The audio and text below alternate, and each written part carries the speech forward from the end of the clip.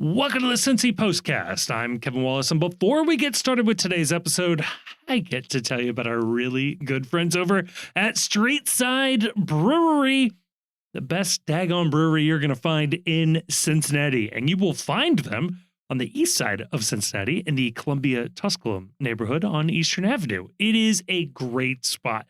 It is a lovely little mixture of like neighborhood watering hole type thing and like modern gastropub. It's great.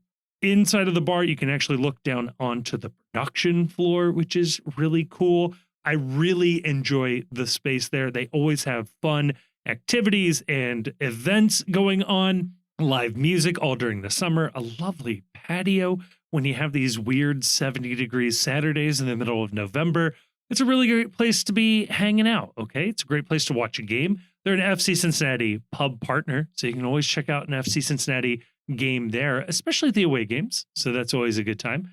And did I mention the beer? There are some delicious beers being brewed at Streetside. It's really, really good stuff. So huge thank you to Streetside for sponsoring this episode. Gotta go check them out. Okay. It's good stuff. Go check out Streetside. And thank you for doing so. And on today's episode, by the way, we are trying to find something to talk about. No, look, it's kind of a weird spot in the calendar. FC Cincinnati has to take this weird break in the middle of the playoffs because, you know, there's an international soccer calendar that they have to be subservient to. And so it makes the momentum into the playoffs weird. This does start, though, the run up to the game against Miami on Sunday. Very exciting stuff.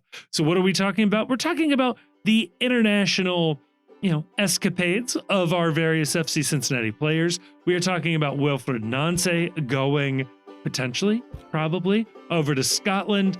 And in part 2, we've got some Patreon questions we got to answer, including lots of questions about the Miami game. So if you're wanting to sort of scratch that itch of the Miami game, part 2 will, generally speaking, have you covered. So you put all that together, you have yourselves a very lovely little international break postcast.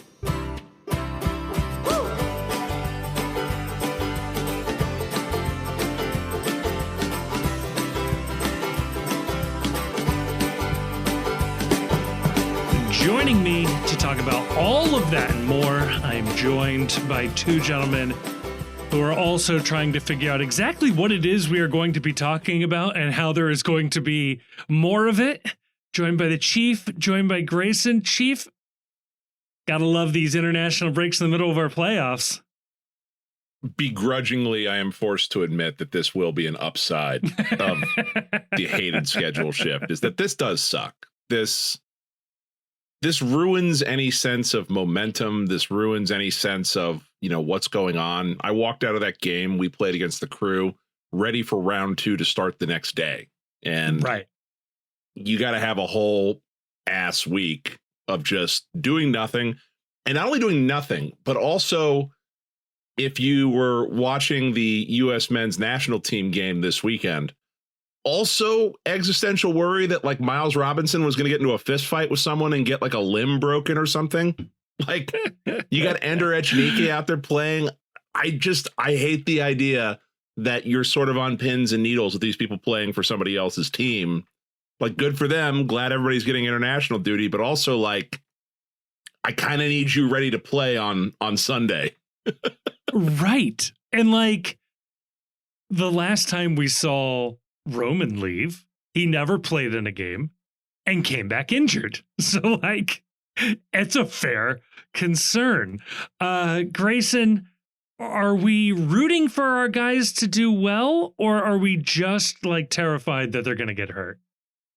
I think we're rooting for our guys to do well, especially because like Miles gets dumped on a little bit by the U.S. men's national team, like influencer types. Mm-hmm. And, it's they're just holding it against him that he stayed in MLS, that he didn't like go abroad. Right. that he's a big, fast, good-looking guy. Like there's a lot of like various resentments in how these accounts react to Miles Robinson. And so I think that while they're gone, the only thing to do is to, one, root for them to do well, and then two, get offended on their behalf when they don't get to play like with Roman. That makes sense. Yeah. Plus, I mean, the other thing too is you want some of these guys, like Ender's on a heater. I want Ender to play another game and keep whatever the mojo is that he's got going. With Miles too, I want Miles playing games. I want him seeing live pitching. I don't want him to take a week off. I think it's good that these guys are getting work out there. I want them to do well, but also, like, you know, keep it between the yellows. Like, we don't need to be a hero in this international window. Okay. Yeah. Anymore, like, as we get close to the World Cup, like, fewer and fewer of the games are mattering for these guys that are going out there. And for a handful of our players, damn near impossible to watch them. I would have loved to have watched Dotto play somewhere, but I couldn't even begin to tell you how I could have done that. You didn't want to search under 17 action and see what link popped up? No, I'm good there. You could ask your friend Bubba for a link. You could definitely get Ender on YouTube. Okay. He was with the South American games, if you like look up the countries and then sort by like live, you can find a YouTube of the game. Somebody from Venezuela streaming this game. Yeah. But you do have to you have to kind of like hover your cursor over the video to, like, one, make sure it's not just like somebody talking over like a frozen screen, right. Or like two, make sure it's not somebody just like playing a video game. Yeah. That's a big one. That's meant to like mimic the game. Or like it's a video that's an ad for some other service that you would have to then give your credit card and passport information from in order to watch a bootleg stream of the game. I find that frequently when trying to watch the my Mamelodi Sundowns play over in Africa. There's not a lot of reliable ways to watch the game, and a lot of the YouTube streamers are in fact liars. Going back to Grayson's point here a second ago, though, I do find myself now in this position of we have this thing in Cincinnati where I'm allowed to talk badly about Cincinnati and the things about Cincinnati I don't like, but the minute somebody else says something, it's on site. And what are you talking about? I have never once complained about the city being this way. Go piss off for you even suggesting that. I feel the same way about Miles Robinson now, because I think it's a terrible idea that he's a designated player center back. I think that's a bad use of the roster rules. I'm happy Miles is making his money. I don't understand it. Like, if we have Chris Albright on the podcast at some point, I'm going to ask him flat out, please help me understand this. I'm not even going to like criticize you. I just want you to help me understand this. Teach me. But as a result of that, I'm now personally invested in Miles Robinson just balling out at every opportunity, so that like when somebody else criticizes FC Cincinnati for having a center back as a designated player, I want to be able to fight with them, even as I'm agreeing with them internally, because I can't let them know that they're right about something negative pertaining to my club. But they're not right. They're not making your point. Your point is like, should Miles Robinson be a designated player on FC Cincinnati's MLS roster? Right. Right. Their point is that Miles Robinson shouldn't be playing for the national team, or like some other guy should be playing instead of him. And like, I would not want Mark McKenzie as a national team, as a designated player, center back on FC Cincinnati. I wouldn't want Austin Trusty as a designated player, FC Cincinnati center back. I wouldn't want Cameron Carter Vickers as a designated player, FC Cincinnati center back. Chris Richards? Okay, well, no. No, I just want to know, is there a point? Yeah. No, there's one person and one person only I want as a designated player center back on this team. We talked about it in the last episode. It's Christian Romero. It's Yerson Mosquera. That's the only person I want as a DP center back. Everybody else can screw. I don't want that. And with Yerson, it has nothing to do with his position he plays. I just want Yerson back on this team. Like, get the deal done. I don't care. Yeah, fair enough. Yeah, so I don't think you have to like stop questioning I think we've said our piece on Miles as a DP. Like, yeah. I mean, like Chief said, if like Chris Albright for some reason came to the podcast, like, yeah, that's like a time to bring it up. So between now and never, we'll worry about that. But and it's I guess it's going to be like a next year talking point, right? You know, at some point in time. But like, you don't have to just sit there as an FC Cincinnati fan and like take the abuse that, you know, USMNT Marjorie Taylor Greenspan wants to say about Miles Robinson. Like, oh, she's a Miles Robinson fan. She's changed her opinion on that too. So like, you don't have to sit there and take it. No. You know, and like, you don't, and that doesn't mean that you think that Miles should be a DP or, you know, should be the highest paid center back in the league or whatever, because say what you want about like the roster status, but the USMNT pool is the pool. Right. You know, and like, you're going to sit there and tell me that like any one of these schmucks, Chris Richards, maybe set aside, sure, is clearly better than Miles Robinson?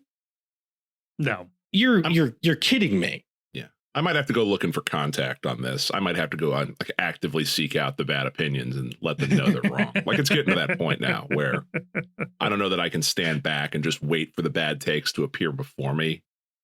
People, whatever your problem with, whatever anybody's problem with the U.S. men's national team performances or the roster or whatever, it is not resolved by replacing Miles Robinson with like some guy playing in Belgium. Right. I've always felt like if there is a defender who is standing out in MLS, that player is probably doing something really well because nobody gets paid in MLS to be a good defender. And the other thing too is everyone invests so heavily in attacking in this league that you are facing.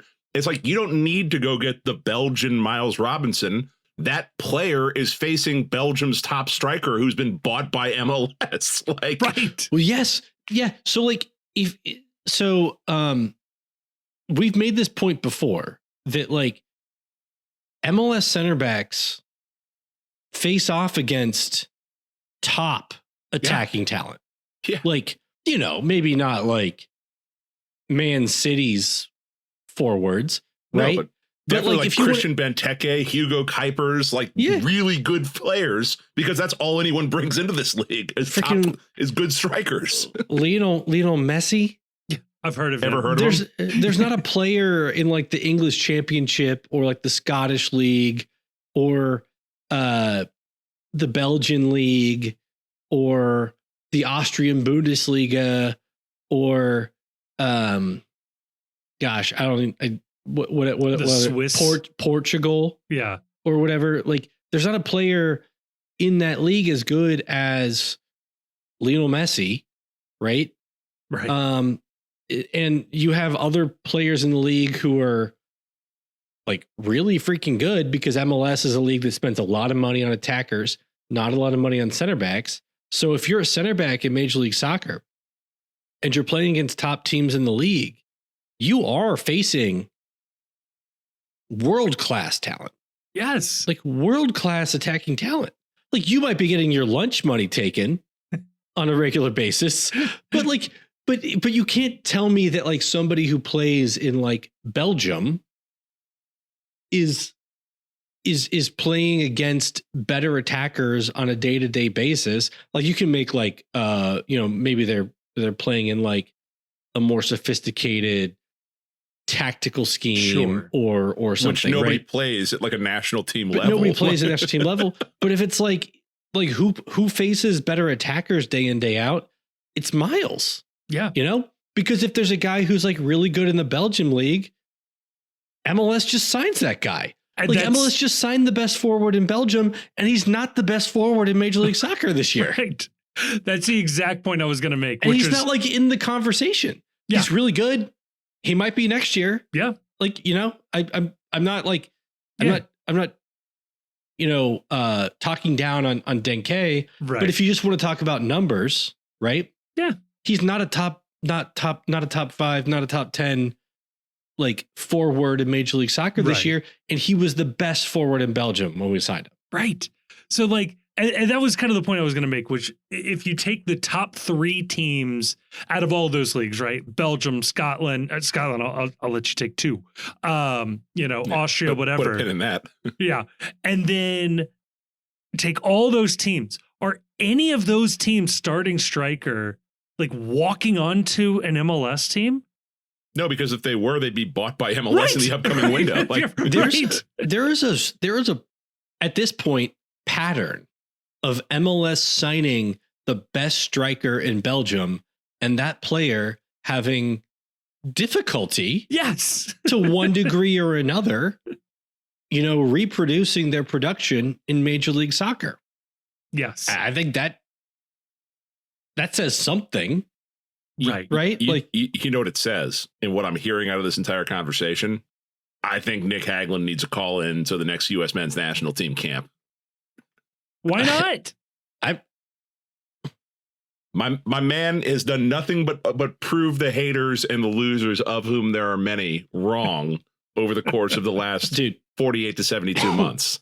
Yeah, dude, a couple of things. One, could you imagine the reaction from certain quarters if Nick Hagglund showed up on like a January call-up sheet? Oh, it would give me life. Yeah, it would give me life for incredible into my veins directly. And you know what? He would not look out of place. In a January call-up window. No, if and anything, I know that people are going to say, "Oh, you guys are being insane here." No. Especially insane would be suggesting that we offer citizenship to teenage Adabi and letting him go. Right. Especially if the national team was playing a back 3.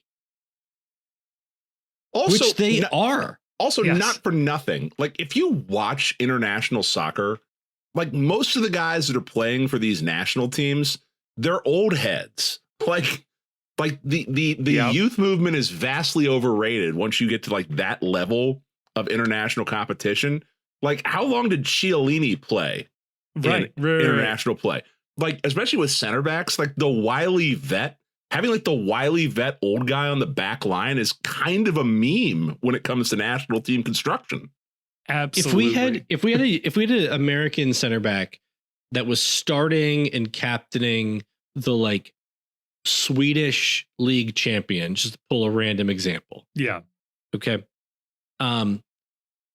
There would be a lot of people saying like that guy deserves a call up. Yes. And, to pick a random example, Tom Pettersson, former FC Cincinnati player, was captaining and starting for the Swedish champion, and Nick Hagglund played him way off the field. Yeah. And MLS played him off the field. was not that good. Yeah. No, I mean, that's kind of the beauty of Nick Hagglund too, is I said before, like, he always rises to the occasion. He rises to the challenge. I think, surround him with more talent and have him play Paraguay. Yeah. Why not? Yeah. Like, why wouldn't he be able to do that? All I'm hearing here is that this next matchup against Inter Miami, this is Nick Hagglund playing for his spot in Camp Cupcake. By the way, do you think that the Paraguay team was trying to like hurt Miles to get their compatriot Gilberto Flores more playing time? Now I do. Yes. I hadn't thought about it until you said that, but now I'm connecting some dots here. I'm also wondering, like, why wasn't like Gilberto called in? He hasn't played all that much, but Or that well. Yeah, but come on. Like, yeah, I don't see why not. Let's see. Their starting center backs play for Palmeiras and Cerro Porento, which I've heard of one of those teams. So now Palmeiras is pretty good. I don't know the other one though. I'm going to assume a Paraguayan team, but neither one of them is FC Cincinnati though. So, washed. Yeah. I'm happy. I'm happy for Miles. I'm happy that he came out of this healthy. I will fight people to defend Miles's honor. I will fight people and suggest that Roman needs more playing time for the U.S. national team. I can't be bothered to care about any of these U.S. games. I just don't care. No, I don't care about them either, but I do care. Like, I'm sorry, folks. Everybody better get used to Miles Robinson starting World Cup games. Yeah. Yeah. Because it's going to happen. Get ready to speak Miles Robinson, buddy. Yeah. Can the U.S. play in Atlanta? Because Miles Robinson starting in Atlanta could be fun. I hope not, because you get hurt there. Oh, yeah. Well, they'll have grass. A very safe layer of because we all know grass. that never goes wrong when you just throw grass on top of concrete.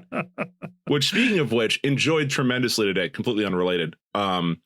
NFL Twitter discovering the Bernabeu's turf elevator system. Yeah. Like that hasn't been going around soccer Twitter for the last 2 years. From what I remember reading like 6 months ago was like the whole system was failing though. Like it was leaking water and the grow lights weren't working properly. So I'm glad it worked out for the NFL here. I saw a tweet. And I'm curious how you guys like think about this. I saw a tweet that was like, it was about like the players going to like the Bernabeu and getting to play like an NFL game there. And somebody was like somebody put a tweet out that was like these players. It was like this should be like the most exciting like moment of these players' lives or something. There was something like that, and I'm like, these players play in the National Football League. Yeah. Yeah. Most of these players couldn't spell Bernabeu or identify it on a map. It's just like, it's not on anyone's radar. If you're not a soccer person, like I don't know that it matters to most American athletes. And there is this like idea that, American sport, that like world soccer is like so much bigger than any other sport, right? That like the Americans just like don't understand, and it's like so much bigger than like any American sport. And the fact of the matter is that like, there's more people that are buying like Real Madrid jerseys around the world than are buying. I forget what teams were playing in the Bernabeu. Washington and Miami. Yeah. Yeah. There's more teams buying like Real Madrid jerseys than buying like those jerseys. But like from a pure dollar standpoint, the NFL like is the big dog. Yes. And because not close. Because it draws like, it doesn't draw money from like as much money from like as many countries, but it draws so much money from like one specific country. Yes. Like all the money from that one specific country. It'd be like going to like and like this is like, I think we probably, I do think that we probably should have like more of a American, like more of a worldly, international perspective on things. Sure. And it's like, we shouldn't be like, oh, well, this is like the big thing in America, so like it's the most important thing. But I do think that like if we have to have perspective, other people also have to have perspective. I think that's accurate. I also think that I don't know that there's as much reverence for buildings here in America as there is for teams in America. Like, I don't know, like if you were talking about the NFL, for example, there's like what?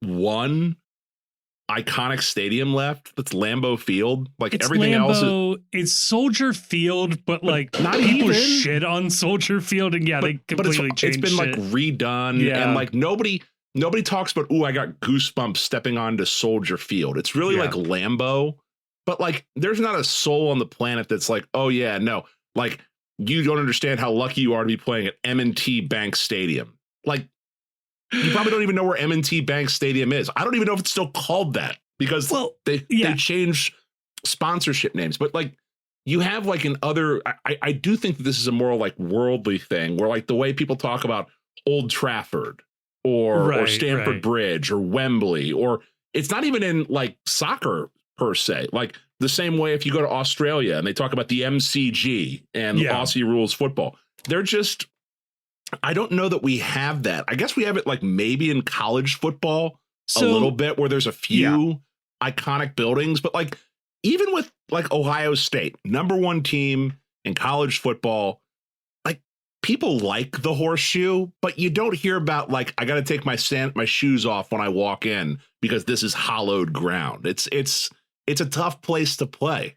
Yeah, I'd agree. I'd agree with that to an extent. Like you do get it at Wrigley, you do get it at Fenway. Maybe Dodger Stadium is a little bit like that. I don't know if anybody feels that way about like the Coliseum in LA. But like a big part of this is like, you're right with like some of the soccer stadiums, but also soccer is chasing, especially European soccer is chasing the NFL model where like Everton played at Goodison Park from like the 1880s until this year. And then they moved to the brand new, spaceship looking stadium. And like, that's what they're doing. And so like, there is a part of it where they're losing that. Arsenal made the big move to the Emirates and got nothing but shit for it from every other team until every team moved into New White Hart Lane and moved into the Olympic Stadium and whatever else. So I think there's that. The other piece of this is like they're building these things for the NFL. Yeah, like literally designing with the NFL in mind. Like Tottenham, which is like a big six Premier League team, built their new stadium with a significant focus on its suitability for like 3 NFL games. Yeah. Oh, the reason why it was at the Bernabeu is because they just went under like a massive multi-year renovation to accommodate NFL and also like concerts and things. They have like a flat floor as well. But a big part of like what made the Bernabeu stand out and some of these other stadiums stand out is that they're huge, right? Like I said, like Old Trafford holds like 50 or 60,000 people. Goodison, I'll go back to that historic stadium. One of the giant stadiums in England hold like 45,000 people. Bernabeu holds 83,000 people. That's a large stadium. Do not get me wrong. Every player on that field, 90% of those players played in a college stadium larger or as large as the Bernabeu. Like, it's just not that impressive in American context. No. Yeah. And Forbes has, listed, like, they do like a list of like valuable sports franchises, right? Yeah. And the least, as of August 2025, the least valuable NFL franchise is your Cincinnati Bengals. Cincinnati Bengals? Yeah, it's usually us. No, Cincinnati Bengals. Let's see, Jacksonville is 28. Okay. Your Cincinnati Bengals at $5.25 billion. Okay. If you look at the list of most valuable worldwide soccer clubs, from same source, from May 2025, $5.25 billion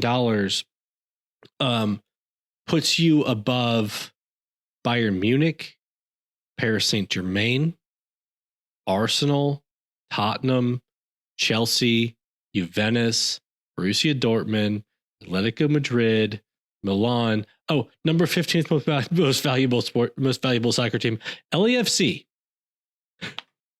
Why not? How much did LAFC pay for that ranking? I don't know. Wait for Miami to get their new stadium, and they will rocket up this list. But the most valuable soccer team per Forbes is Real Madrid at $6.75 billion, which would put them in Forbes's NFL rankings, right between the Denver Broncos and Seattle Seahawks at like 14. Okay. So what I'm hearing is we need to get Mike Brown really interested in buying like Bayern Munich or something like that and get him off the Cincinnati Bengals. Well, you can't buy Bayern Munich. I know that, but what I'm hearing is that Real Madrid should go play at the number 11 valued Miami Dolphins stadium and experience the reverence of playing, or go up to number 9 most valuable Las Vegas Raiders stadium. Was that Allegiant Field? Yeah. Yes. Real Madrid should go play a game at Allegiant Field and just like feel the reverence, the hallowed grounds of the 4-year-old what it's stadium. like to play in such a place. See, now I wish we would have done that more at the Club World Cup. Like really asked, like, you know, players from Bayern Munich. What is it so like? The first time you walked into TQL Stadium, could you feel just the passion and the energy as coming into one of the top soccer venues in the United States? Like going to like a Bayern Munich player, and it's like, what's it like to play in the same city? In the same city as somebody like Jamar Chase. Have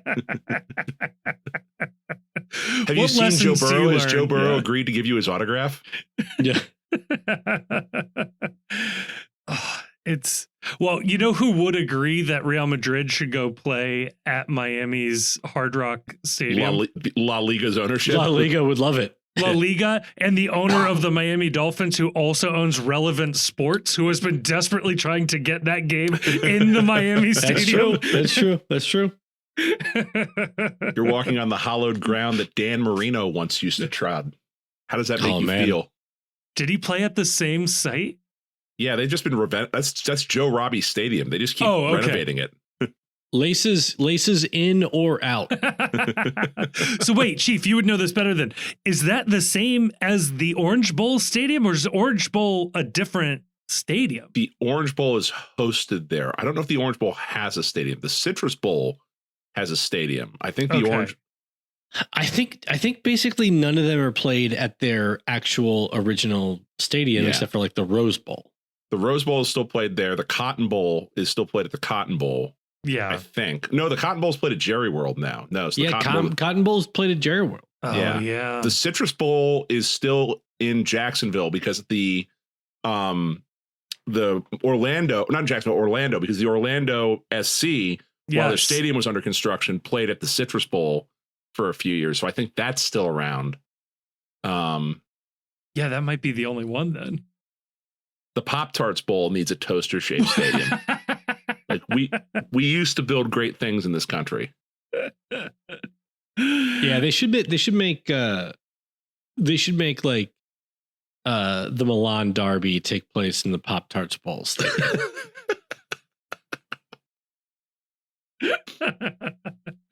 Well, they keep moving these NFL games to like, you know, smaller than normal stadiums, right? So like maybe you make like Dortmund and Bayern play at the Yale Bowl where like 8,000 people can attend, but it's like it's a historic stadium. It'd be good. Did Philly Union play at Franklin Field? That was another old one too. I think at one point, the first year maybe. I think they actually played at the Link the first year. I gotta look that up. No, I think you're right. Well, I think people that host an MLS podcast should know something like this. Who knows? I think you're right about Franklin. You know who would know? We weren't hosting an MLS would know. podcast at that point. We were not. Yeah. Should have been though. Maybe this league would be better off. It would be. Yeah. Damn. So, is there anything else? Yeah, we can pull out of this. Break. I guess World's Gam this week. We will touch on the rest of the playoffs. Probably also the Apple TV news that broke. Yeah. Because we got more details on that. I don't think we need to talk about that here, though. Just stay tuned. So. Stay tuned for Thursday. There. That's we call that in the business a teaser right there. Ooh. Yeah, plenty to talk about. We got some playoff previews. We got some league drama. We already touched on the schedule change. So if you're looking for that, go to the World's Gam episode that went out last in the feeds there. I need to say, I'm done. I am done talking about it. I'm done fighting about it. It's happening. It's my thoughts are documented. We're moving on. We're on to Miami on that. And we're on to Cincinnati. Right. And the only thing I will say we're further on to the Bernabeu. They're on to the Bernabeu. The only thing I will say further about the schedule change is that I will, whenever it is cold out for the next couple of weeks, I will be posting just like the live look at the temperature. Although it was not lost on me that immediately after I bitched about it, we had like a 70-degree Saturday. It's really nice. That I spent outside on a back porch drinking with a bunch of people. Oh, so if you enjoyed nice weather this weekend, you are welcome. Because that was done personally despite me. Yes, the irony got you. Do we want to take a victory lap here on our buddy Willie up in Columbus, or do we want to save that for Thursday too? No, we're doing that. Let's do that. Do that right now. We're doing that right now because I've learned over time that we have a significant contingent of listeners from the Columbus Crew fan base. That's horrifying. And why I would normally say, go spend your time like with your family and your loved ones. Yeah. Welcome. Glad to have you. I don't know why but we're happy you're here. Be listening, but we are happy you're here. Yeah, and tell your friends we're happy that you don't have loved ones to spend your time with. Yeah, tell your friends about the world. Tell your friends about the World's Gam. That's all we're asking. That's if you want to listen to this. This show is not for you, but if you want to continue listening to it, you can have permission. You just have to tell like 5 other MLS sickos to listen to the other show as well. Yeah. This does kind of harken back to like what Chief was talking about with like Miles or whatever, or it's like, yeah, like, we have like nuanced, like in group family discussions about our players, but like, and occasionally maybe about a coach or two, but yeah. Like, that's not for you to hear. Like if I complain about like my sister or something, and then you walk up to me and you're like, oh, your sister sucks. I'm like, no. Yeah. I have to fight you now. Yeah. Which like, I do need that to be pointed out that like what we say on this show about our family. And I do think like FC Cincinnati is the Olive Garden. When they're here, they are our family. Yeah. Yep. What we say about our family stays in the family. So when I hear people on national sports podcasts or national soccer podcasts talking about certain segments of the FC Cincinnati community wanting Pat Noonan out, I can only assume you're hearing that here. And you are not allowed to take those takes and generalize them for your content. That is our content. That is us having a family discussion. Yeah. And how dare you for making that public? Yeah, it's crazy. It's crazy. No, like if I'm talking to like David Goss, like, no, Pat Noonan is the best coach in the league. Right. Like, don't like don't eavesdrop. Right. And like listen to us in our like weakest moments where we're like going through an emotional human experience and be like, oh, well, the FC Cincinnati fan base is like out on Noonan. No, we're not. No, we're not.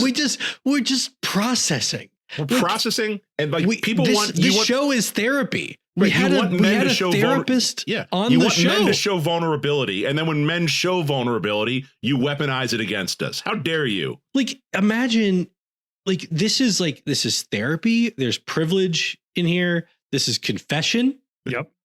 Like you can't like go into the confessional and like be like, oh, I'm confessing, like Father, I had some impure thoughts about Pat Noonan's job status, and the priest goes out and blasts it out. Right. I will say, though, a microphone in the confession booth would make an electric podcast. Bless me, chat, for I have sinned. Yeah. Come on now. Especially like a really small church where like the news would get around. That'd be good. Right. So our boy Willie up in Columbus. Wilfred Nance, by all indications, he is gone. It is merely the bad man is leaving. He's a class act. Just want the best for him. Let's love the guy. He makes the league better. It's so nice having like a coach like that in the league. And it just is an unfortunate fact that when you get like a great coach in the league, if you want to get more great coaches to take MLS head coaching jobs, you have to let them, move on. Yeah, I need to make a point here. Okay. So I was all about the idea of, you know what, that I was going to come on this show and I was going to say, look, like the highest compliment I can pay him is that I would have driven him to the airport for his interview and for him to leave. Okay. No. We're still doing. It's unfortunate, right? I can't go along with that because we have MLS Bounty Gate and everyone is just glazing over this. Hold on. We're doing a different thing at the moment. We'll do the other thing in a little bit. Okay. All right. Right now, the thing we're doing is it makes the league better to have a coach like that in the league. It makes the league better to have a competitive hell is real rivalry. It's the best rivalry in the league. It is. You want to have both teams at the height of their powers. You do. And I hate to say it. You hate to say it. But when a coach, when you get, great coaching talent in the league, you do need to have kind of a proof of concept to show they can move on to big jobs or jobs that help them fulfill their career. So, as much as I would love to have Nancy stay with Columbus, I'm happy. I'll reluctantly let him take the Celtic job. If you love something, that's very big of you. Yeah, if you love something, let it go, and if it returns, it was meant to be.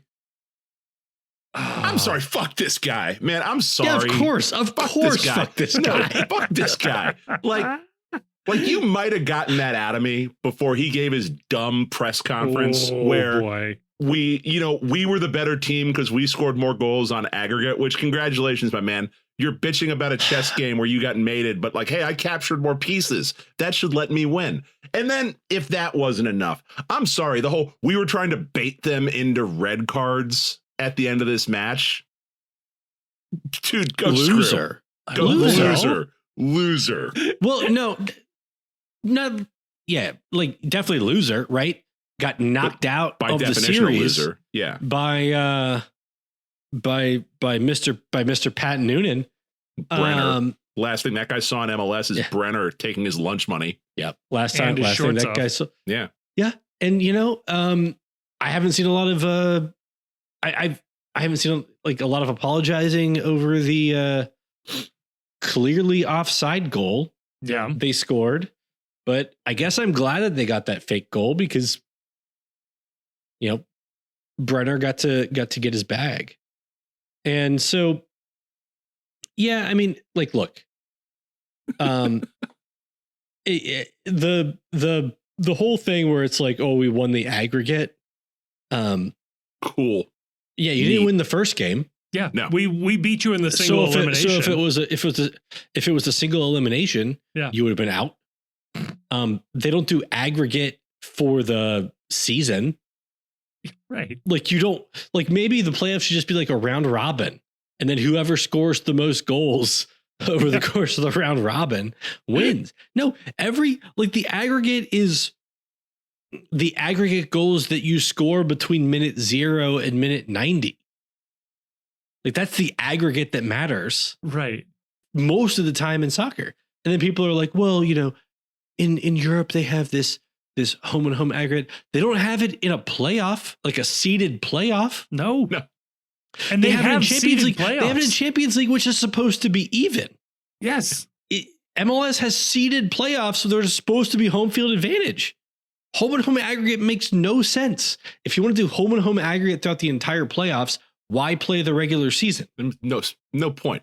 And it's also just it is the definition of bitch ass to say, well, we won playing. Not the words I would use. I don't care. It is that we won playing a different game. If we'd only been played by this other rule set that no one else was playing by, we would have won. Loser. Loser. Terrible. Two of your goals were scored against 10 men, and one of your goals was like 3 yards offside. Right. So yeah, take those. Come on. Maybe try to win more games than the other team. Yeah. Why don't you try to do that? Because that was the goal. That was what you were instructed to do. Did he not know? Did he not know how to advance? If you went in there thinking if you won the aggregate, it feels like that was on you. Yeah. Maybe a bad coach. Maybe he was already interviewing for his next job by showing how well he would do in a 2-leg playoff series. I'm glad that he's going to get to experience his dream of, playing and let's be real, losing. Yeah. A home and home aggregate in Champions League.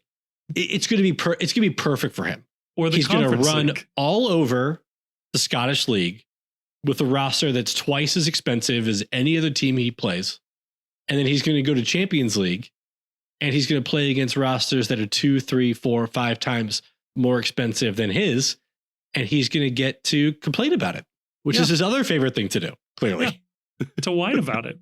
No, but Chief, you brought this point up and I absolutely love it. It is nice though that Columbus fans will finally have to deal with the feeling of their manager moving on to greener pastures, to a bigger team where the entire world is telling you, yeah, no, you gotta let your favorite coach go. That's just the way that the world works. You gotta let him go.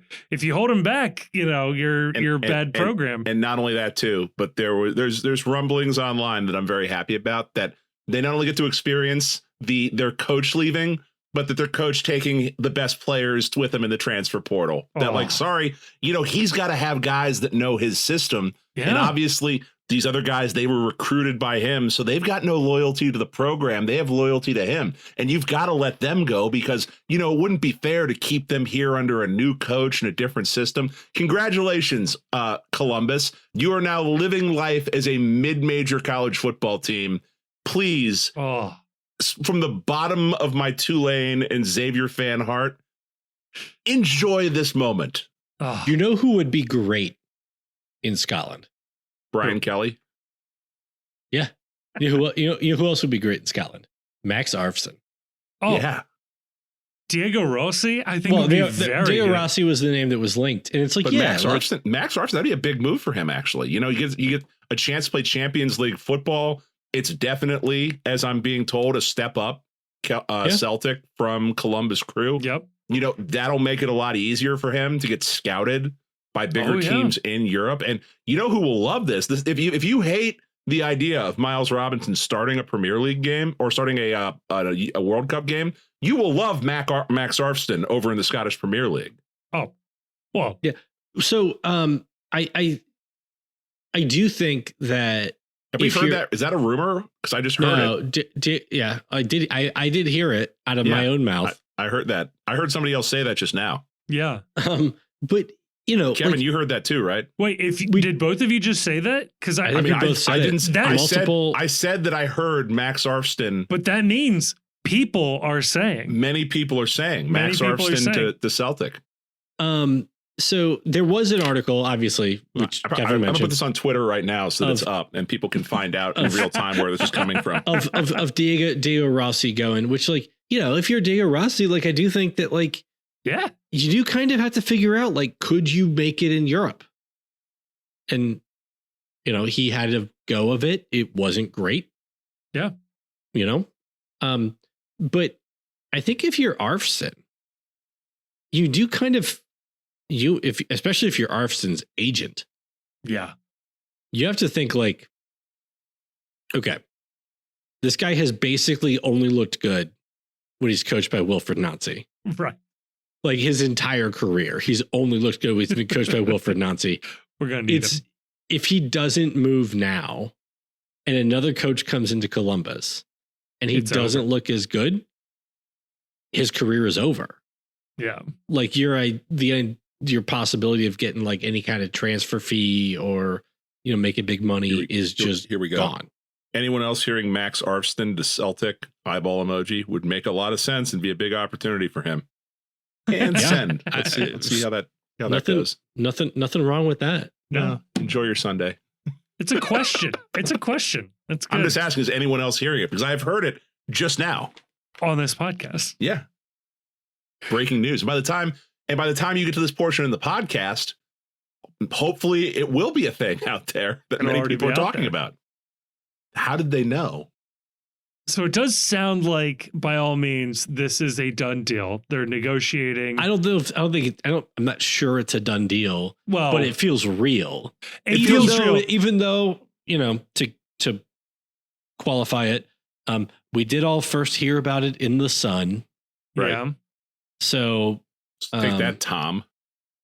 I will continue to read the Sun. It does seem to be a real thing. I have my favorite part of it. I guess, let's be real. My second favorite part of it has been looking at like UK media on it, where there's like, I watched like, I think like a Sky Sports segment where the journalist was talking, like the anchor was talking about like how hard it's been. Call them presenters over there. I don't care. People sometimes go in our Discord and they're like, oh, well, here's actually like a thing about Europe that you got wrong.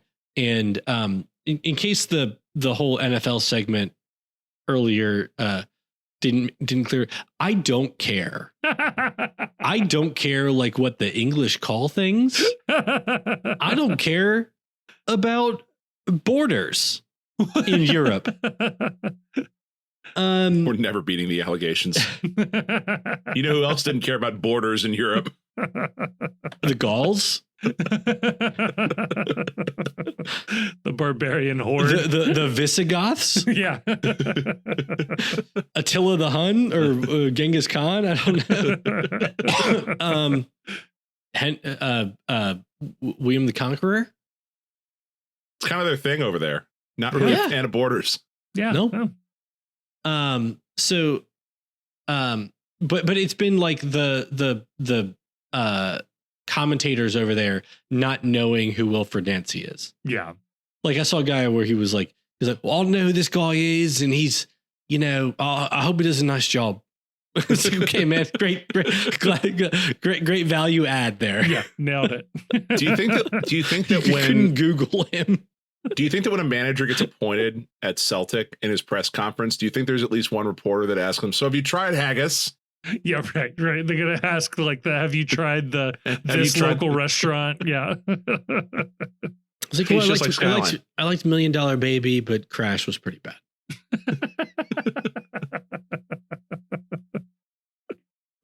In the Land of Women was a disaster. Tough scenes. R.I.P. Paul Haggis. Probably Wilfred Nancy's Columbus career here. I did get to see, though, in one article, they mentioned he's negotiating bringing his backroom staff over, including the highly regarded Johan de May. So it's Johan de May. Excuse me. There's no H there. It could. Sorry. I gotta get him used to. No H. No there. H. There. The de May way. Was there a Z at the end of that? It's reveling in the misery of others. The de May way. And also the absolute certainty that whoever they bring in will also just like dog walk us in hell is real in the regular season. They will not. Columbus should bring back a manager Caleb Porter's out there. That's exactly where I was going to go. A coach that has won a title with them before. Who they recently hired to run their academy? Former interim manager Brian Bliss. Oh. He has unfinished business because he's like the only one of the last like 6 crew coaches not to win some kind of trophy. Yes. So there we go. Wilfred Nancy probably out. Fingers crossed. You know who they should hire? Who should they hire? Ron Jans. Yes. Jaap Stam. I think he's looking for work. I think he's had enough time. Enough time has passed. He's been moderately successful. He's learned his lesson. I know a guy. Vivek is going to be running this thing soon, so we're anti woke now. No. There is a man who he is not available right now. Al Golden as a coach. He will have. They should hire Al Golden. No, they will. He will have availability starting next January. Okay. You could probably get him to leave early because, as you know, a coach, they're used to leaving early. He's a legend in Columbus. He's already living there. I'm talking about your Lieutenant Governor, Jim Tressel. Oh, man, there's a lot of good options. Bring the sweater vest back to the sidelines in Columbus. You know who they should hire that would be perfect for their move to Cleveland is former Johnny Manziel, Cleveland Browns coach, I think. Yeah. Yes. Yes. Bill Belichick. Yeah. And Jordan. Technical director Jordan and director of social media. Yeah. If anybody knows how to like transfer men around, it's Jordan. Player personnel. It was not my best work. No, it was good. It was good. It made sense. It made sense. Right. She'll have he may be hurt right now, but she'll have Wesson Abu Ali doing TikTok dances in no time. It'll be great. It'll work out great. What's his name? Should be available out of Wisconsin. JJ Watt. I am blanking on Luke his name. Fickle. Luke Fickle. Fickle. So there you go. Yeah, hire Luke Fickle. Yeah. All right. Another Brian Kelly is right there. I mean, I don't understand why we're overlooking the obvious here.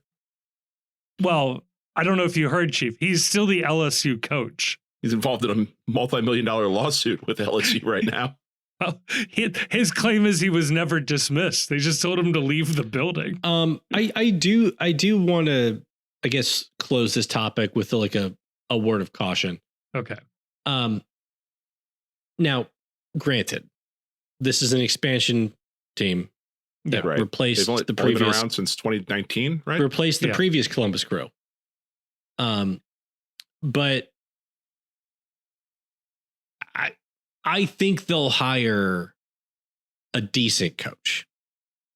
You know, why do you think that? Because like Issa Tall is pretty unproven in this regard. Because what Nonce was a Bezbachenko hire, right? Yeah, like Issa Tall, but Issa Tall came up like under Bezbachenko. Sure, but like there's lots of incompetent nepo babies out there. But even before Bezbachenko, they've got a decent track record. Yeah, of pretty good coaching. Austin FC had a decent track record. Yeah, that's true. That's true. It's a good point. So, but I think that people shouldn't assume they make a bad hire. Because one, they might make a decent hire. It won't be Nancy. Yeah. But if they do make a bad hire, then it gets to be surprising, like a fun little surprise. Yeah, fun little treat just for us. Yeah. There's nothing more American than praying for the downfall of your enemies. Yeah, dude. If when they announce like new Columbus Crew manager Troy Lesane, oh, let's rock and roll. Ronnie Deila. Oh my God, they are going to hire Ronnie Deila, aren't they? Why not? That's it's going to be Ronnie Deila. No, you know what it's going to be is they're going to convince Steve Cherundolo not to go to Germany, and like it'll be Cherundolo up there. It'll be Vlatko. Vlatko would be hilarious. Wayne Rooney's looking for work, right? Yeah. I think. He loves MLS. He's always Frank employed Lampard? for no good reason. Oh, Frank Lampard would be a good one. Frank Lampard would be fun. MLS experience. Frank Lampard has done Phil nothing. Neville might be available. Frank Lampard has done nothing but ruin his reputation for like ever since he left Chelsea. It's just been getting worse and worse. But what if he ruined his and the Crew's reputation? Who? I could do that. It would be performing a valuable service, so I guess I can tolerate that. I like it. Zach Taylor. What if they hire Lucho as player coach? The ultimate spite move. He does it for $1, just to get back at Chris Albright. I mean, sure. There's no way that works out. So yes, do it. They hire Lucho as player coach, and they bring in like Yamil Assad, Junior Moreno, not Santiago Arias. No, not one of the good ones. They give us a bag for Dotto. Yeah. Barrial does somehow end up in Columbus. That'll be annoying. Dominic Baji, Of course. who I like. That was, no shade there. Yeah. Yeah, there you go. Should we move on over to part 2 now? Yeah. Happy trails. What a good use of everybody's time. Yeah, let's head on over to part 2. Let's answer some questions.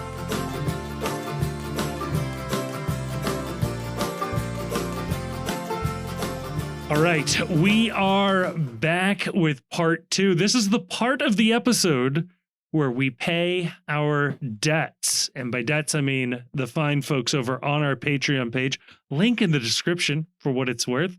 They have sent us money, and that money is used to keep the show going. And as the show keeps going, you keep getting to hear podcasts like this. So with that as well, please stop your donations immediately. Stop giving us money. But if you do give us some money, you give us more. Or give us more. See what happens. Maybe change our recording platform so that Grayson can finally appear on camera. There is a dollar amount that happens, I think. We're not close to it. Just a couple more people. We got him.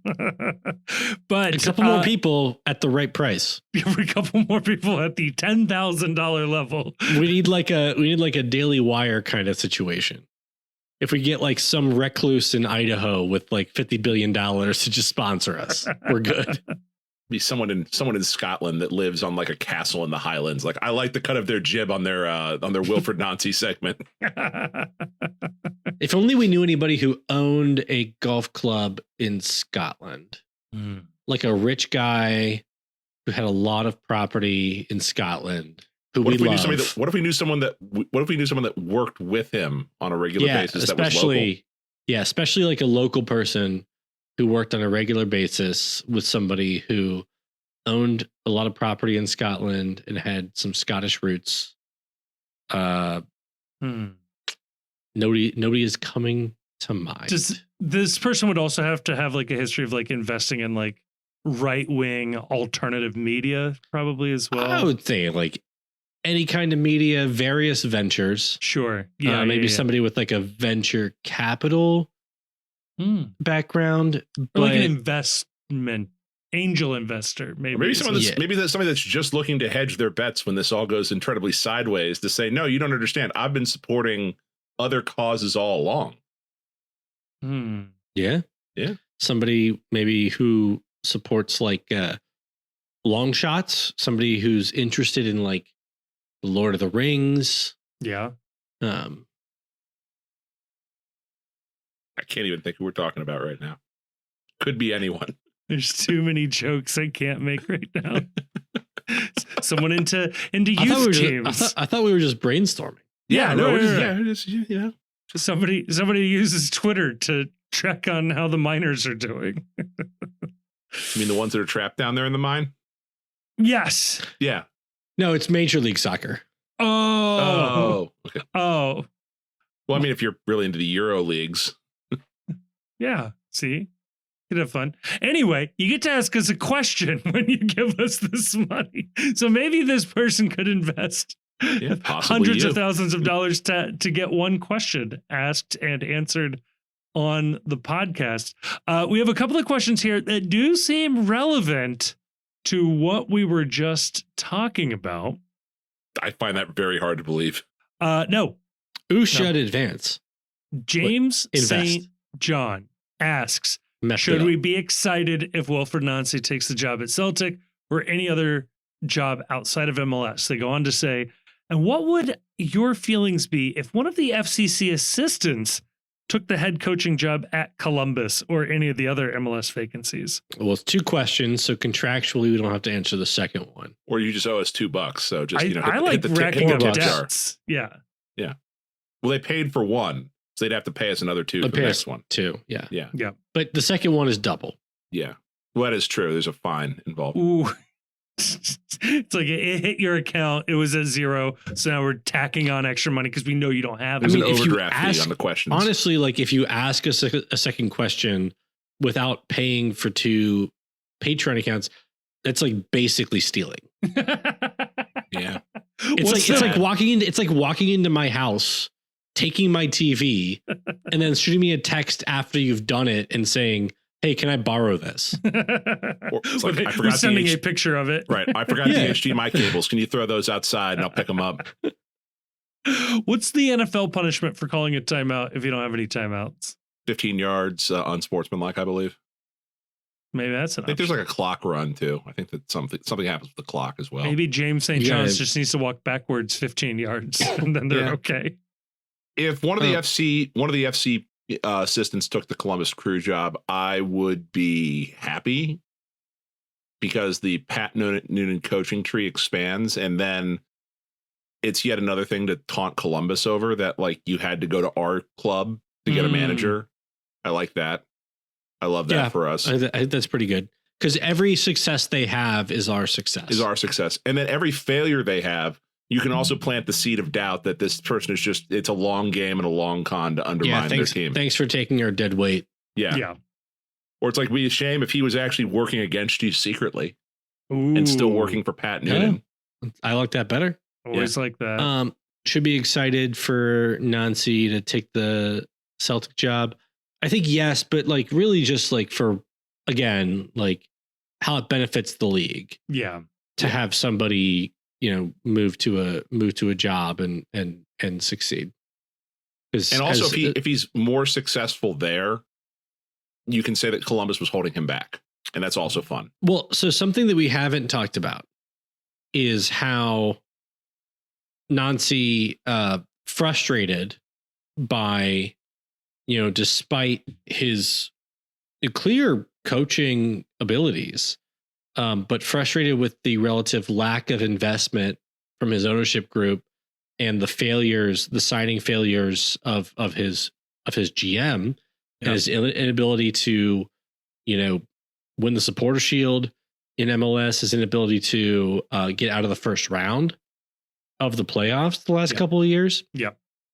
The failure in replacing Cucho, that, like, you know, him kind of, I guess, just deciding, like, realizing that, like, this is not a long-term successful arrangement.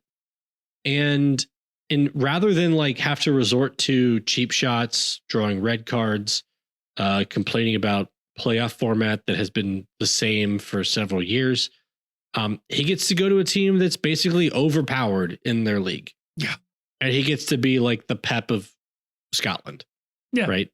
Just have better players than everybody, run whatever system he wants to run away with the league, and, you know, like mess around with Champions League, but there's no expectations that they like do anything in Champions League, right? No, it's get there and like have a showing. Like there's right. they're never going to win. So like having to like coach in a league with as much parity and with as much competition as MLS, combined with the fact that like, yeah, like the ownership and GM just didn't deliver for him.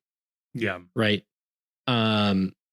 Shows that he would just, it's good. It's not, I'm happy for him that he gets to kind of coast in a less competitive league, you know, moving forward.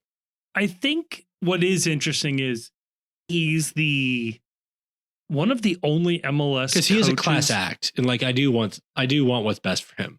All that notwithstanding. Sure.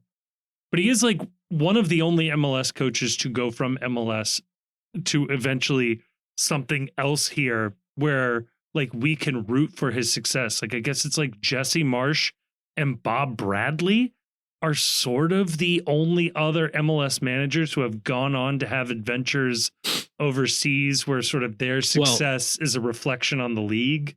Yeah, because we've had MLS managers go coach in other leagues, right? But they were coaches who had already coached like in those leagues, like the DC United manager went back to Switzerland, right? And like we've had some coaches go down to Mexico and go down to Argentina and whatever. But like Nancy is a manager who came up Yes. like in MLS, like his first head coaching gig and his first real assistant coaching gigs were in North America. Yeah. Like, was it Almeida, the head coach at San Jose, is now like the head coach of like Sevilla or something. But Dude, Gonzalo Pineda coaches like Tijuana or something. Right. So Juarez. It's not like, like these guys are, MLS products or things. But yeah, that's why I bring up Marsh and Bradley as being the only other two that you could sort of compare to a move like this. And frankly, I think Wilfred has the tools to be better than those two. So I think so. So we'll see what happens. But yeah, good question there. We got another question here. It was a long, these are sort of like time sensitive, I should say, or at least related. The question from Jason Reibold asks, so how are we going to stop this Messi train? He's on a tear. His group of veterans get a break for our matchup while our best players are killing themselves for a spot on their national teams. I'm going to take this as strictly a Messi question. And I will start off by saying that FC Cincinnati has always done a good job of playing against Messi, generally speaking, compared to other teams. And I think a big part of it is that they respect him as a player, but they don't go so far out of their way to completely alter their identity because he's on the field. And I feel like so many teams outthink themselves and end up deviating too far from what they're good at, that they end up, putting out a lackluster system in an effort to defeat Messi, and it doesn't work. He's very brilliant guy. So if you're in the wrong spot, standing in the wrong thing, miss an assignment, he's going to get you. He's going to dribble around you. He's going to pass around you. So I think Noonan and company have done a very good job scouting, and they typically set up the team well for this.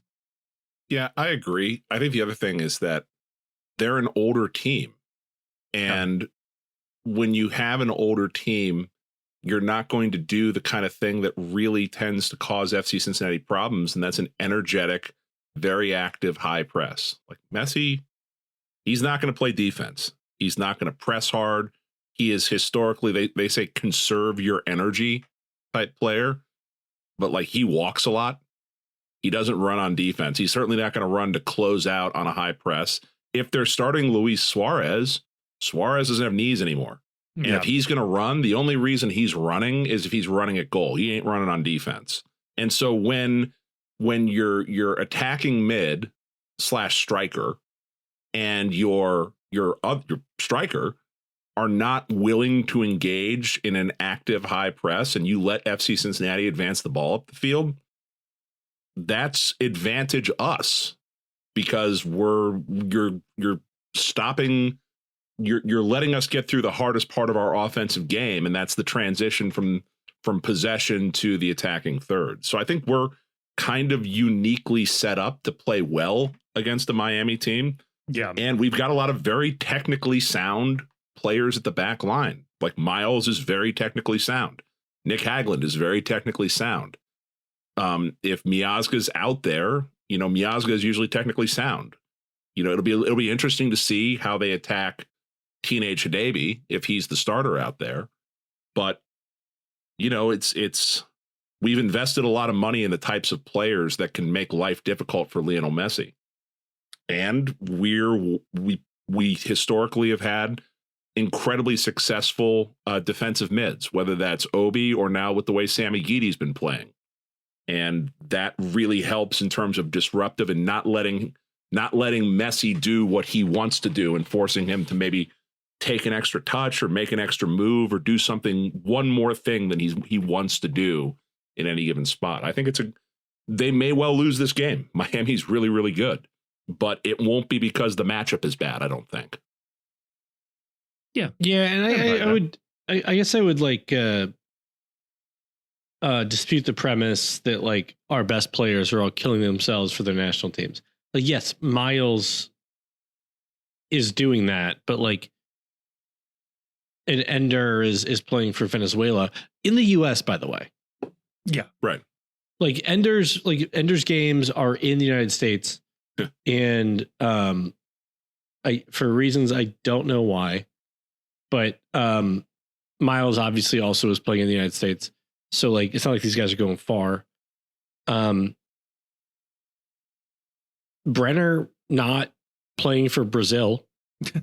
Evander not playing for Brazil. Not yet. Not yet. Yeah. And then I don't think Dinkay's up with Togo. No. They've already been knocked out, right? Yeah. I mean, Guidi is going to be with the Slovakian U21s. Like that is like one when you're like, you know, how's that going to look like when he plays for like the U21s and has to like come back to not a lot of mileage, a lot of mileage on the tires for Guidi this year. Because remember, we got him. No, yeah, we got him after his off season in the summer. So this is Guidi should be. This should be. He's young. That helps, but it's also he should be relatively fresh right now. He did not play all summer. Yeah. I mean, like we don't have an international situation this window that really concerns me. Whereas like if you go like look at like LAFC, Son's over in Korea. Like Son is going to play for Korea on like Tuesday. I want to say Tuesday. Yeah, and then have to go back to LA.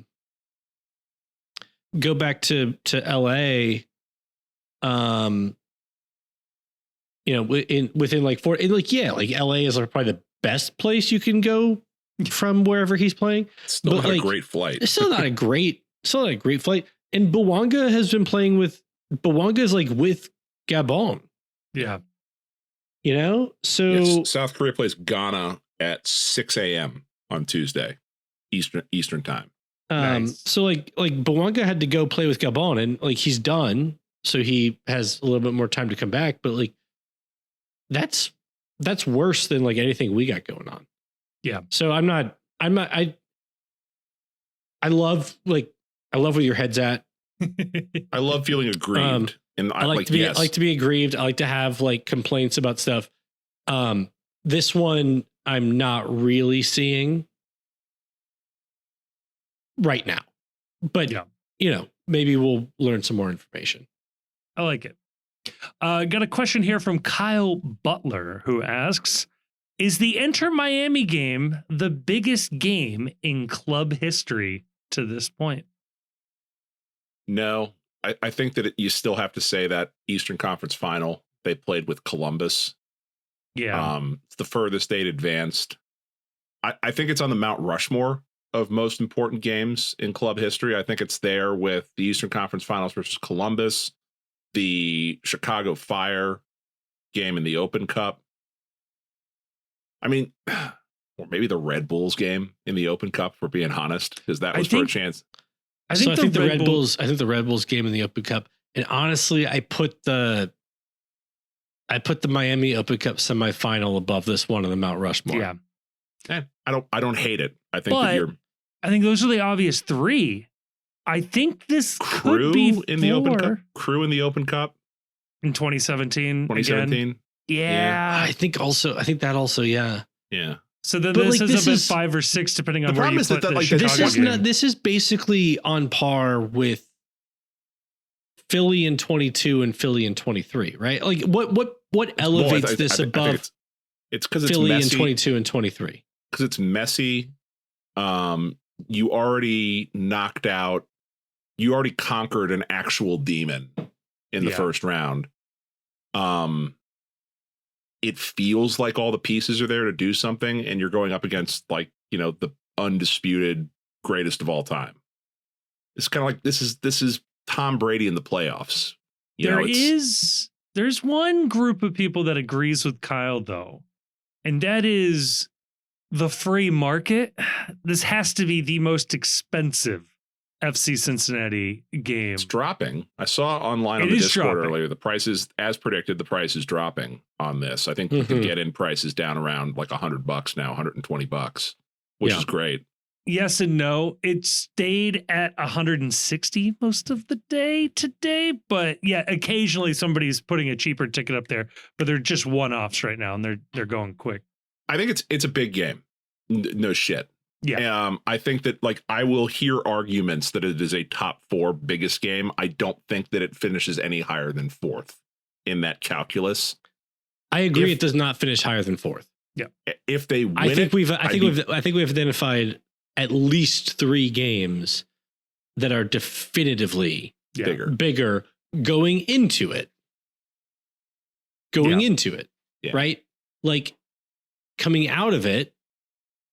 Yeah, I'm not gonna. It could change. I don't think it gets above 4 either, but I do think that like sometimes like going into a game, it's one thing. Going out of a game, it's another thing. Like the Crew 17 Open Cup games, the Chicago Fire 17 Open Cup games.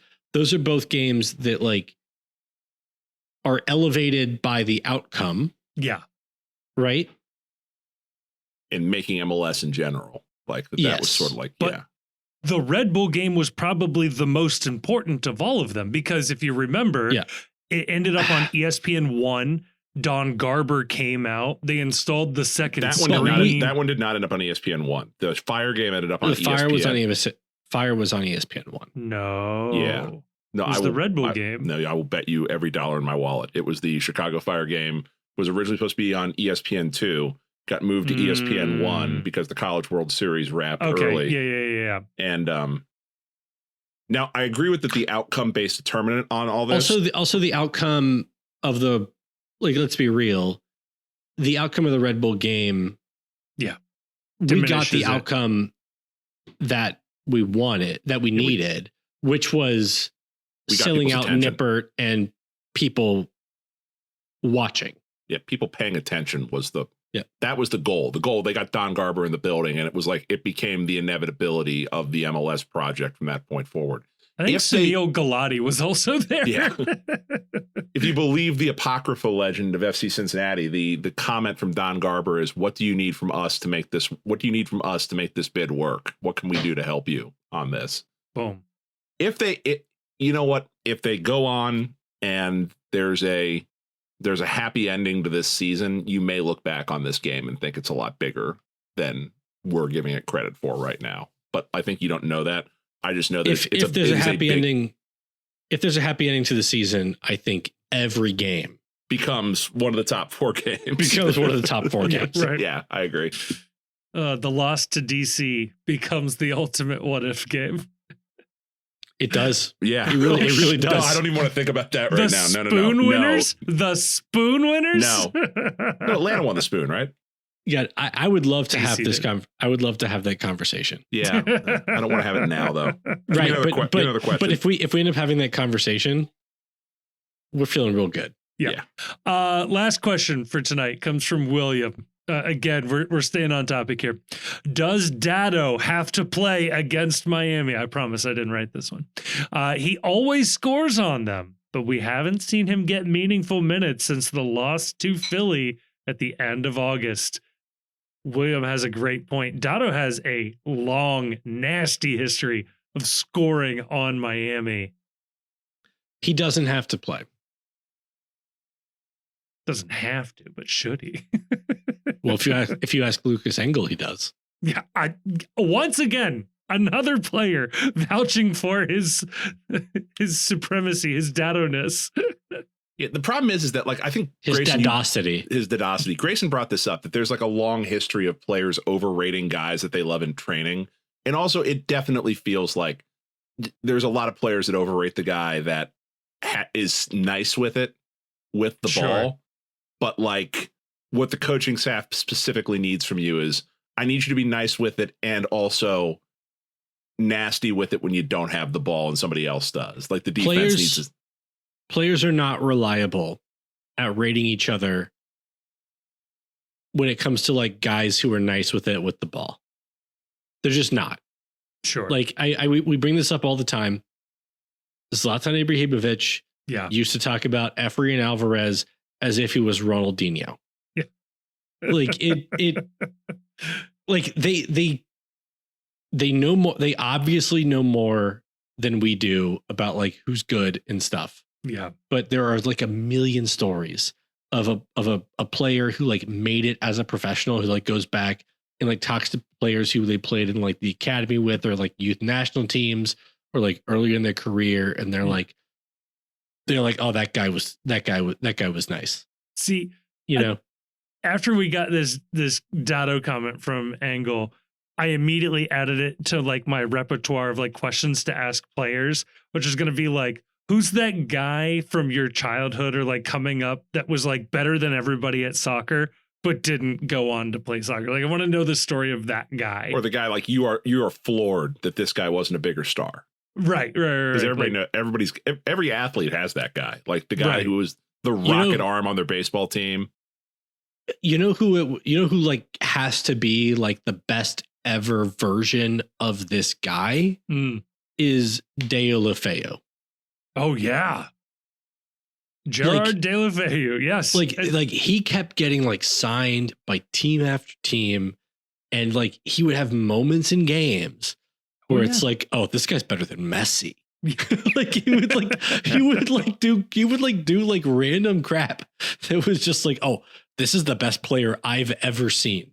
He did not have like a single good professional season. Right. The player if you're just solely an American sports fan is former NBA point guard Jason Williams, White Chocolate, where if you just watch the man's highlight reel, you are just going to be floored that this person wasn't a perennial all-star and highest paid player in the league. And it's just like, no, he's just got sick handles and occasionally would do something really cool, but otherwise was the most mid basketball player you can possibly imagine. That's his name. Bojan Krkic, right? Oh, yeah. He was another one of these guys who was like bounced all around Europe, eventually ended up at Montreal somehow. Like, there's these guys. I think like maybe like a sign of this kind of thing, or like a sibling of it, is how like there's like YouTube like street ballers, who get like NBA players to like come on their channels who are like fans of them, right? And it's like, because like NBA players are like, oh, that guy's got like a crazy move or something that I can't do. Right. But like that guy you're watching on YouTube can't play in an NBA game in any capacity. Right. No, that was like, what was his name? Skip to My Lou from the And1 like tour. A lot of those like And1 tour guys. Yeah, Rafer Alston. He played for the Heat and he was like, okay. And if you listen to him talk, he was like, Hot Sauce was the best baller I ever played with. And it's like, that guy never made it above like, I think, D2 college ball, but was insane with the handles and the shots out of nowhere and just looking incredible on a video clip or a YouTube clip. There's like a new genre of that guy. So it's not like And1 mixtape, but it's close. It's like there are these guys who are like dunk artists. It's like they design and craft and come up with these absurd dunks. I think one or two of them have even participated in the NBA dunk contest. And like, it's cool, but it is not like basketball. I'll tell you what, if MLS, this is like one of those things where it's like you had your access to your platform with Apple TV.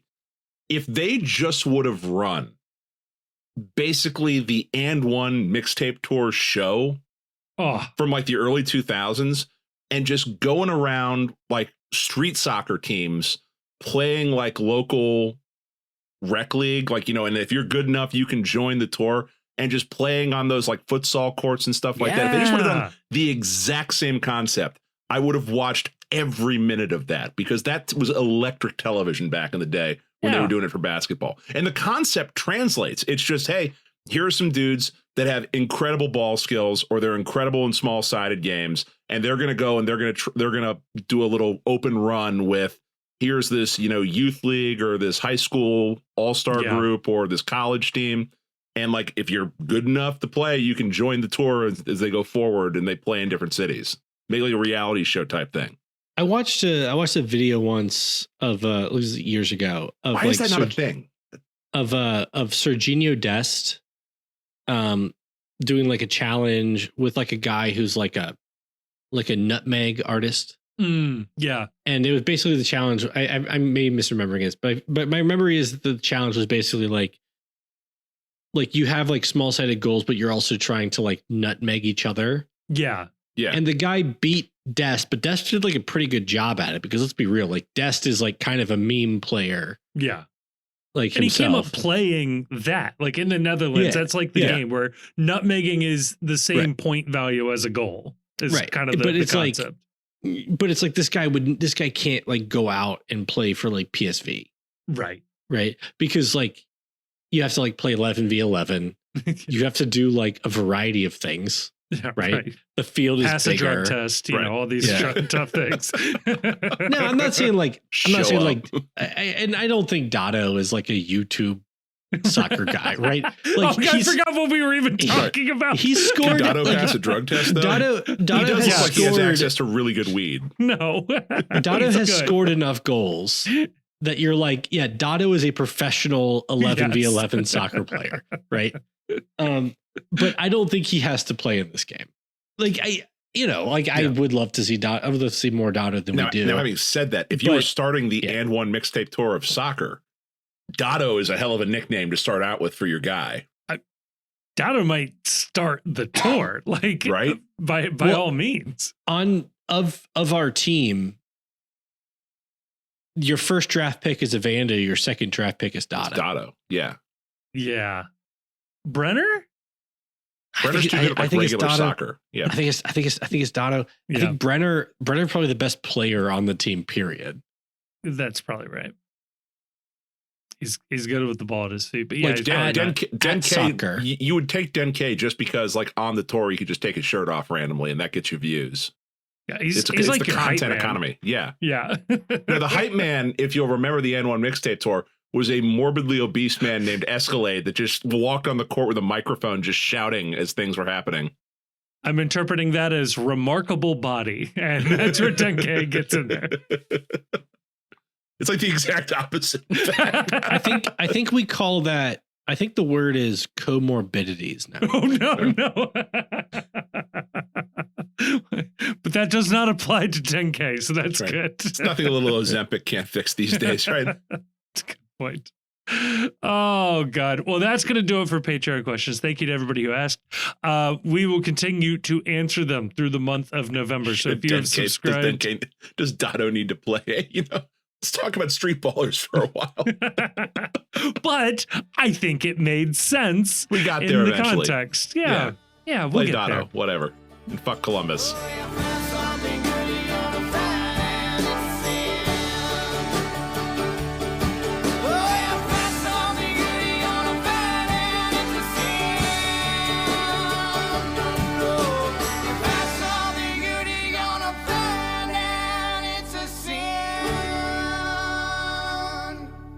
The Cincy Postcast is a production of The Post Cincy. You can check us out online at thepostcincy.com. You can also follow us on Twitter and Blue Sky, Facebook, and Instagram. Twitter and Blue Sky, though, you'll find we're a little more active than the other places. We're also on YouTube, where you can listen to this episode if you aren't listening to it already. We are also putting up video content semi-regularly, including the Away Days series. We want to give a huge thank you to Jim Trace and the Makers for providing the music for this episode. They are a lovely band, and you can find more information out about them in the description of this episode. And if you happen to enjoy what you just heard, can I please ask that you like us, that you rate us on whatever app you're listening to, and maybe more importantly than all of that, share this episode with a friend. When it comes up at work, you're talking about FC Cincinnati, I say, hey, I listened to an FC Cincinnati podcast. I think you guys will like it. It would really, really help us out. Nothing helps a podcast travel more than a good recommendation from a friend, family member. That would be awesome. When it comes to the sorting algorithms that control our lives, a 5-star review would be much appreciated. Also, leaving a sort of written review weirdly does more then that. That's how the algorithms work. So maybe say a nice or a mean thing, whatever. Just as long as you give us 5 stars, that'll really, really, really help us out.